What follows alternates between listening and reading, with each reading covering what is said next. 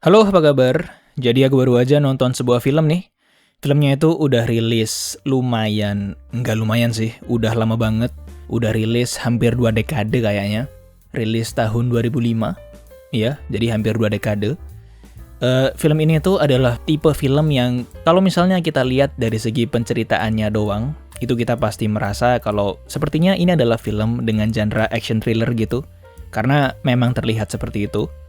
Nah, tapi ketika kita udah mulai ngelihat filmnya, ternyata banyak sekali adegan-adegan dan bagian di dalam film ini yang punya unsur-unsur yang biasanya itu digunakan ketika membuat film dengan genre horor. Dan bukan sesuatu yang kebetulan sebenarnya, karena sutradaranya pun adalah sutradara yang memang biasa dan terkenal dalam membuat film-film horor lain, kayak salah satunya adalah film Scream.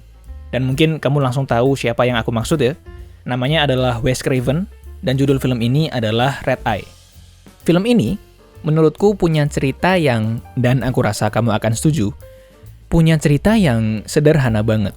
Dan memanglah bukan fokus utamanya, tapi emang bukanlah tipe film dengan cerita yang gimana-gimana banget, dan bahkan secara karakternya pun cuman punya 2 karakter yang menjadi fokus utamanya. Yang satu diperankan oleh Rachel McAdams, memerankan karakter bernama Lisa, dan yang satu lagi diperankan oleh Cillian Murphy, memerankan karakter yang bernama Jack Rippler.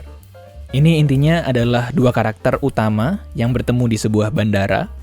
Yang bisa kita lihat, 2 karakter utama ini itu seolah memang kayak ditakdirkan untuk bertemu, gitu ya. Karena ternyata secara chemistry mereka berdua itu cocok banget. Bahkan di awal-awal filmnya itu jadi terasa kayak semi-semi film romance. Ternyata mereka satu penerbangan, satu pesawat, dan bahkan mereka itu duduk bersebelahan, jadi beneran kayak ditakdirkan untuk berjodoh gitu kan. Dan semuanya berjalan dengan baik-baik saja, sampai pada akhirnya si karakter Jack Rippler meminta si Lisa untuk melakukan sesuatu. Yang tentu sesuatu tersebut adalah untuk menguntungkan si Jack Rippler. Sehingga ketahuan lah, kalau ternyata si karakter Jack Rippler ini adalah tokoh antagonis. Tapi seperti yang tadi gue bilang, secara cerita itu simple banget. Sampai ke akhir pun ceritanya itu nggak ada perubahan yang signifikan sekali. Jadi ya gitu-gitu doang. Dan menurutku pribadi sih lempeng aja. Bahkan cenderung mudah sekali untuk ditebak arah ceritanya itu mau kemana. Tapi menurutku sih itu bukan sesuatu yang menjadi masalah banget. Karena yang menurutku menarik dari film ini itu justru adalah di bagian kita mengikuti dan melewati proses dalam karakternya melewati masa-masa dan momen-momen yang menegangkan gitu. Dan aku rasa ini nggak akan bisa dicapai apabila si karakter utamanya itu nggak diperankan oleh 2 pemeran yang luar biasa ini ya. Si Rachel McAdams dan Cillian Murphy. Menurutku mereka berdua keren banget. Pertama, aku rasa kalau misalnya karakternya itu terlihat sebagai karakter yang mungkin nggak realistis dengan ekspresi yang berlebihan, yang memperlihatkan bahwa sesuatu itu ada yang nggak beres, tapi dalam level yang terlalu ekstrim, aku rasa itu juga nggak akan berhasil. Karena dengan keadaan ceritanya secara keseluruhan yang bisa dibilang kan realistis juga ya. Jadinya aku pikir akan sangat terasa aneh apabila energi yang dikeluarkan oleh karakternya itu jadi jauh lebih terasa besar dibandingkan situasi yang sedang terjadi gitu. Kan pasti aneh. Sehingga apa yang dilakukan oleh Rachel McAdams di film ini itu menurutku bagus banget. Dia memperlihatkan karakternya itu tetap memiliki seperti ketakutan, memiliki anxiety, dan tentu nggak akan bisa tenang ya dengan kejadian yang seperti ini. Tapi juga diperlihatkan dalam level yang menurutku pas lah. Nggak ada kelihatan berlebihan, dia kelihatan sebagai karakter yang realistis banget, yang sangat bisa kita percaya bahwa itu kemungkinan yang juga akan terjadi apabila ini semuanya ada di dunia nyata gitu.